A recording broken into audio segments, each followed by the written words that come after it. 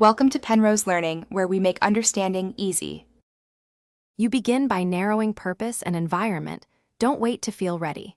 Once chosen, position yourself where people gather and scan for open body language.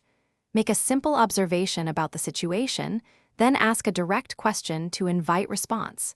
This lowers pressure and opens conversation. Maintain relaxed posture and a friendly tone, and aim to exchange names within the first 90 seconds. These quick moves start momentum and give you real options to continue the interaction instead of overthinking.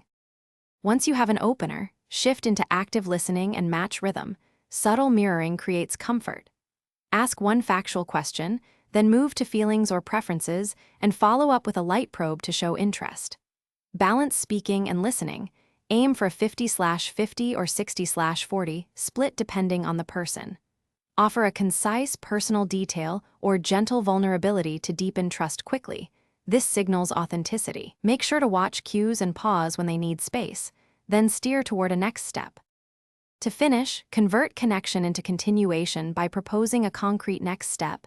Set a day, time, or shared activity before you part. Exchange contact information clearly and confirm which channel they prefer.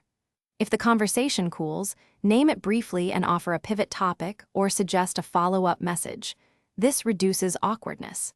If someone seems resistant, respect boundaries and leave on a positive note. This approach wraps interactions into real opportunities and gives you follow-up momentum without pressure.